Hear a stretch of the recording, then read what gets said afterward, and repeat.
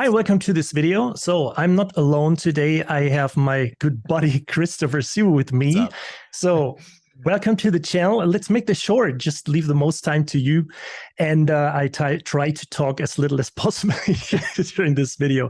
So why Okay, no don't you problem. introduce yourself a little bit and what you're doing, how you got into music, Yeah, absolutely. Well, stuff. thank you, Alex, for having me. Yeah, my name is Chris. I kind of got into composing specifically in high school, really, and the journey has been really great ever since. Like, I grew up as a classical pianist, and I never really felt completely fulfilled doing that. And yeah, I was always replicating other people's music. So it was at a certain point in high school I started songwriting, and I realized, wow, this is actually so much fun. Like, I can actually create something myself, and people could actually enjoy this. And my songs at the time were really bad, but I realized that if I could improve and develop, then over time, this could be something that is a lifelong journey, basically. And in university, I went to U of T for piano performance, and then during that time, I got into the world of composing on virtual instruments, and that's when I started my YouTube channel. And I've tried to stay consistent on there, uploading at least once a week, and the results have just been really amazing to see, just because all the progress I've gotten, all the gigs, all the connections I've made have been solely from the channel. And this is That's really why I cool. think Alex and I relate a lot, because we both can see the power of having some sort of presence online and being available, being open to learning new things, being open to working with one another, things like that. And it's a world of opportunity out there once you kind of establish yourself and add value to other people. And it's just really cool to see. So yeah, thanks again, Alex.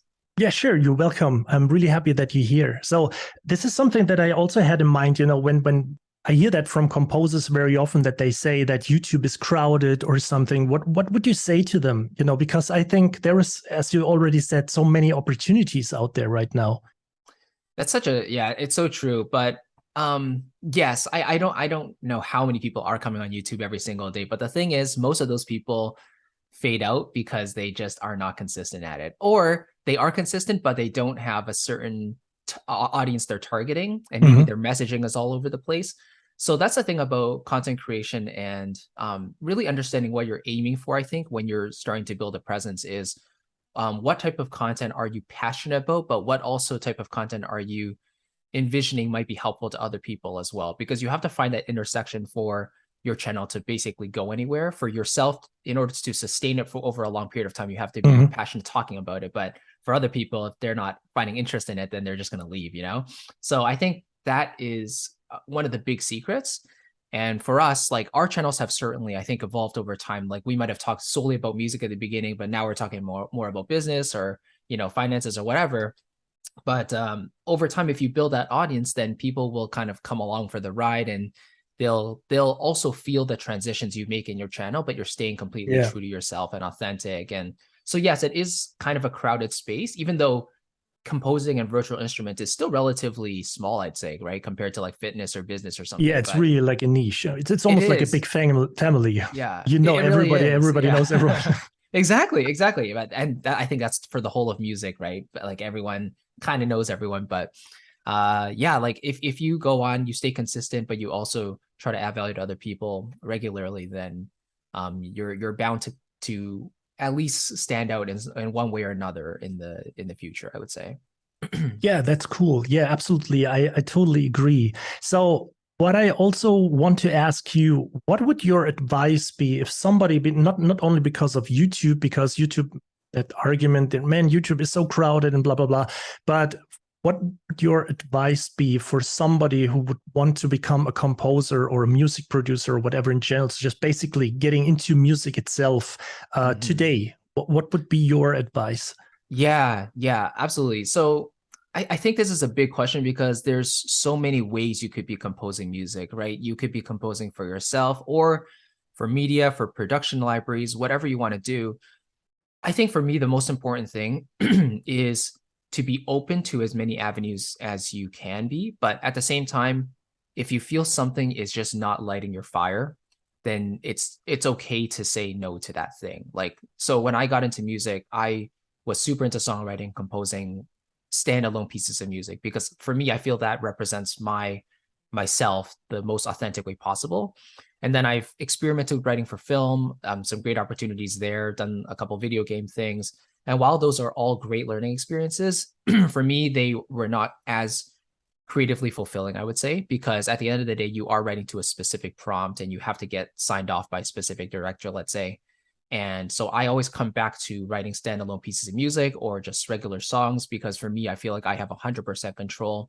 So that's just me, right? But if you're going into music because you love making music, then I never want you to lose that, right? And so if you can find a path that allows you to do that, pursue that path. So some people love writing sync music, right? They write tracks every single day, knowing that most of those tracks will not get placed. But it's just the game of that lottery, right? Having that one track chosen that, gives them that recognition. Then for them, that's that answer, right? And some people love scoring and they have their own reasons for that. So I think if you get into music because you love it, that's the best reason to do it.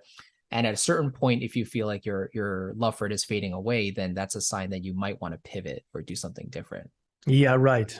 I mean, there's always sometimes, I mean, you talked about this before. When you learned piano, you didn't have quite, the fun in playing piano because you were probably not, I mean, not really forced, but to learn like okay. There were moments. Oh, definitely. Yeah, but yes. you basically have been asked or you had to reproduce music. So there was no creative trigger lighted up or how you say, Yes, totally. And no, that's exactly it. And that might have to do with, just when you're a kid, when you're a child, like, and you're maybe pushed to do something, there's that natural, I guess, rebellious spirit in us, right? So we want to be our own thing. And I have memories of positive experiences, absolutely, but at the same time, those hours and hours spent practicing the same thing over and over again because my teacher asked me to, for example, like, those moments are where you kind of feel like, what's the point in this? Like, why am I doing this? But now looking back on it, I don't regret learning piano at all because, they helped me to compose and obviously do more things like that. But I'm just thinking, like, if I was forced to compose, if I was, if I had these deadlines every single day, then I probably wouldn't enjoy composing either. So I think there's just different things that spark our inspiration and our creativity, and you want to find what that is, but maybe just hone in on that and find the avenue that suits that inspiration the best. Yeah, cool. So there is this point, maybe somebody's watching right now who is thinking about, trying to become a professional composer.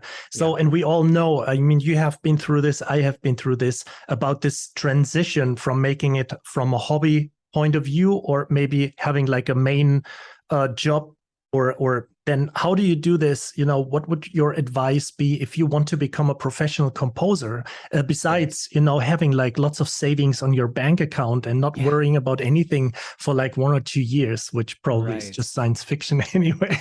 So, but absolutely. Yeah. I guess the main thing we have to ask ourselves first is why. Like, why do we want to become a professional composer, and what are we missing now currently as a hobbyist that is not fulfilling enough that we feel like the need to become a professional composer? Because there are plenty of people who are willing to, let's say, score for free because it's just fun for them. And that there's a fine line between scoring for free because it's fun or scoring for free because you want to devalue the art of composing and, beat your competitors or something. Like, don't do that. But if you're doing it for fun because it drives you, then absolutely you can do that. When you want to take it to professional level, I think we have to keep in mind that there are certain responsibilities that come with it. And, again, we have to know that at the end of the day, if we're getting paid for something, then there are certain deadlines and certain factors that we have to keep in mind, and we have to know that we have to get sign off at the end of it. We're not in a complete control. This is not just for scoring, this is for production music, whatever it may be. But there's also elements of routine and consistency that I think with any other job, it has to become second nature to us as well. So I guess we just have to figure out why we really want to get into this, and we have to be aware of maybe the downsides that also come with it. So it's not like, okay, now I can just write anytime I want anymore. Like, you can't just take a year or two break from composing as a professional composer, but then on the flip side of things, I think you also have to be aware that depending on where you're scoring in music, those opportunities might not come super consistently either, you know? So you might be on a beck and call. If someone has a job for you, then, oh, amazing. Okay, can you do this for me in a week or two? Sure. But then you might have 6 months without a project because people are just aren't Yeah. making films, let's say. So it's a very, I think, volatile industry depending on where you're fitting in there and what you're looking for. So I would just say do the research, connect with other like-minded people in your network, and ask them about the pros and cons. Feel free to, pick their brain a little bit, give them something in return, right? But yeah, just do your due diligence, do your research before you really transition full time. And so because I've got a taste of that, I know how I personally feel about that. And so my professional work, my day job, involves like teaching piano, doing the YouTube channel, running my online business, and that allows me to basically write music whenever I want to. So I don't have to write music professionally anymore, which is really nice.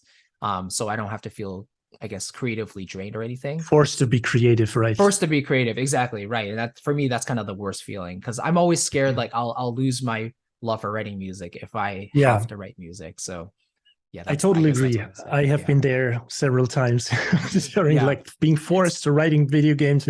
And this is also something that I feel from lots of aspiring composers, that it seems like their goal seems to be like to become a professional composer, but this is like where the fun starts, you know? So what would you say if somebody wants to do this transition, or or asking from this other point of view, or this other door, opening this other door? You also are kind of like on that route to be an audio entrepreneur, to become like your own business guy. So how did that improve your your creative way, that you're not forced to write music for a video game or trailers or whatever, so that you can have this open mind, but also making money on the side without actively working? It's always a little bit funny when you say passive income because you work for something, but how did you do that, or how did that improve your life, or how do you think how important this is in 2022? Yeah, I think a lot of like you hear some of the brightest success stories of people who are doing day jobs, full-time jobs in fields completely unrelated to music. And then when they work on music, they feel so good. Of course, there are people who, work jobs, but then they feel so drained and then they have no time for music. But, the best case scenarios are some of the times the people who just, work in stuff so that their mind is completely off of music. So then they reserve their energy for music when they turn to it. So for me, because I've already been teaching piano for, let's say, 6-7 years, it was kind of natural for me, as my, I guess, interest for orchestration and composing was rising, doing that on a YouTube channel, a brand new YouTube channel, and teaching kind of my process and how I go about things. That was kind of a natural fit for me, I guess. So even though that is still related to music, it's not actively composing music on a regular basis. So that still gives me that creative freedom to basically write whatever I want to. So I guess if you're kind of in that position where you're deciding like, how do I make any sort of income? Well, if you already have a day job, you don't want to quit that day job just yet, until maybe you replace it with something that you are passionate about that is sustainable. Because I think a lot of people make that decision too early. It's like, okay, I'm going to quit my day job. I'm just going to go all into music. And then they burn out in 2 months. And it's like, oh, okay, well, I should have kept my day job.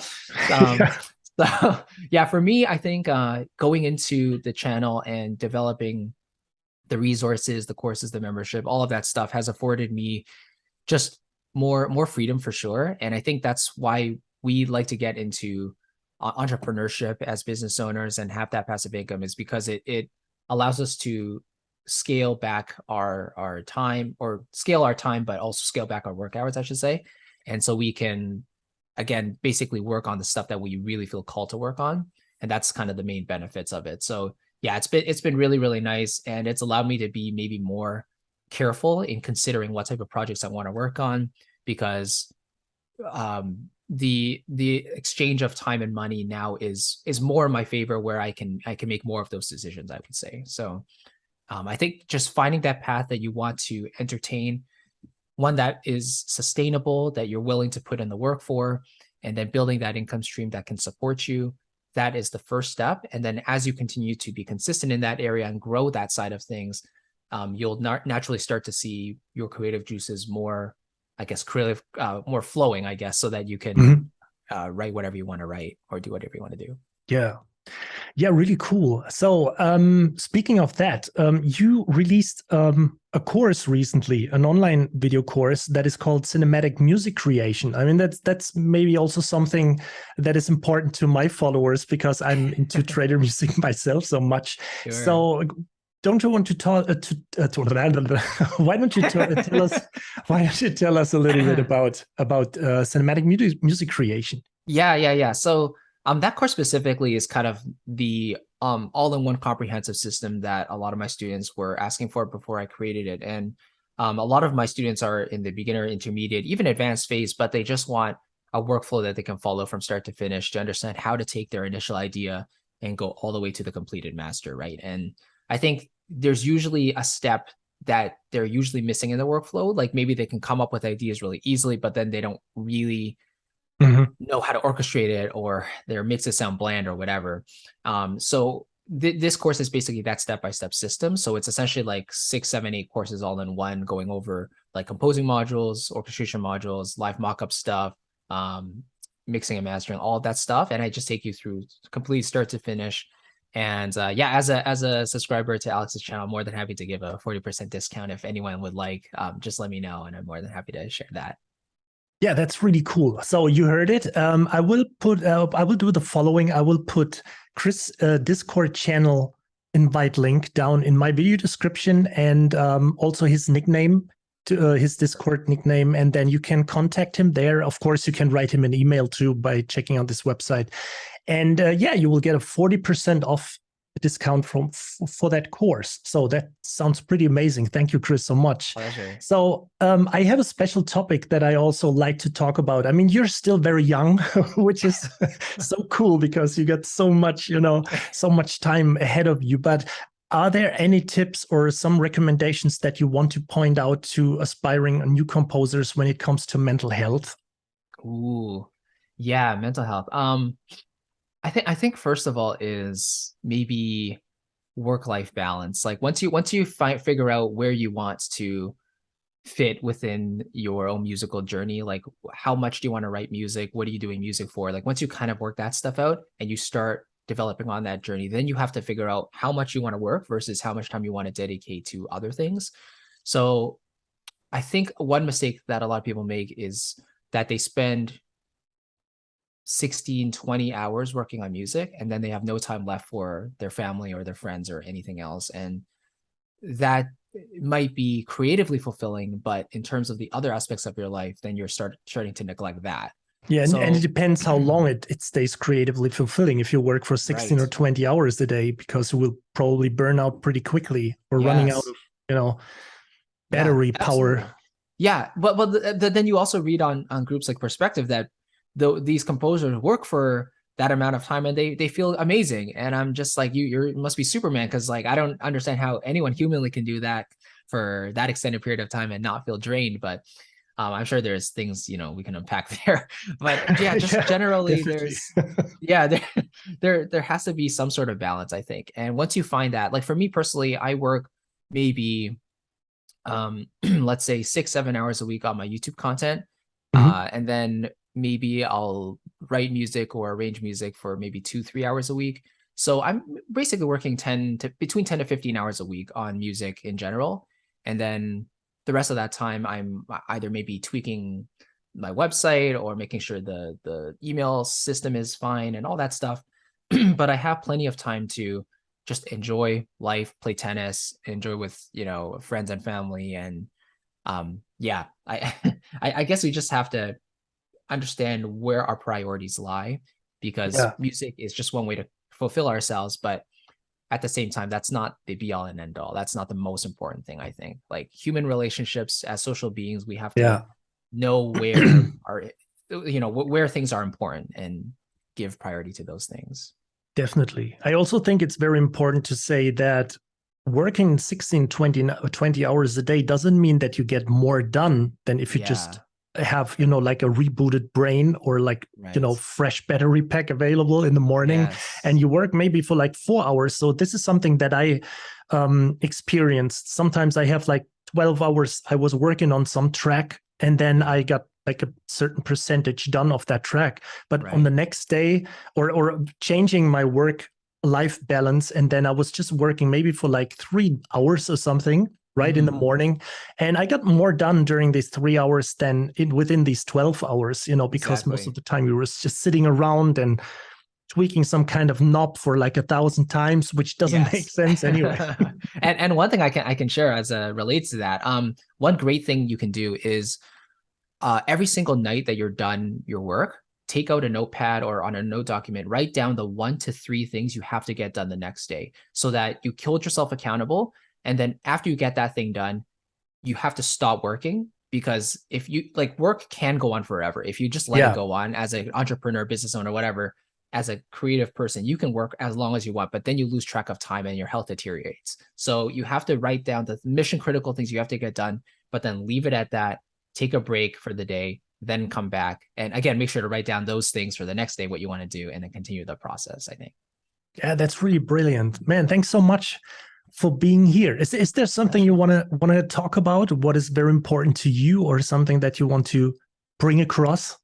Yeah, well, I like we were just talking about mental health, and I think as a composer, just understanding that the composing journey is not just about creating music, but it's also about holding ourselves accountable as an entrepreneur, as and being able to view the entire journey as a process, as a learning journey, and all of that. Yeah. So I believe Alex and I were talking about previously a guide I like to share with you guys.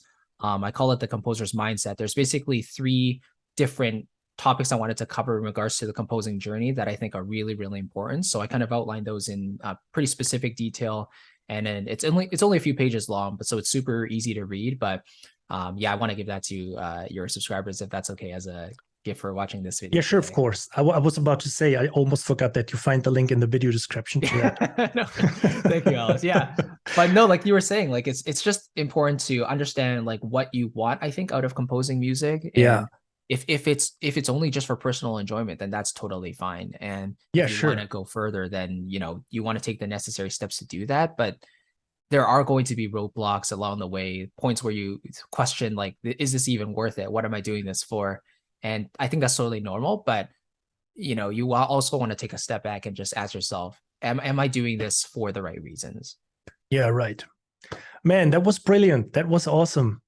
Well, thank you. Having chats like this brings out the best in both of us, I think. So Yeah, definitely. Thanks so much. And if you have pleasure. any questions, guys, just leave, down in the comment section. Chris will reply. I will reply. Yep. And yeah, I would say thanks so much for watching. Chris, thank you so much for being here. And Thanks so much. yeah, hopefully we do that again in the future. Awesome. Thanks for having us. Thanks so much. Take care. See you Bye. guys. So thanks again for checking out this video. If you are curious about the interview with the same 2 people, but the other way around, make sure to check out this video on Christopher's channel. Thanks so much.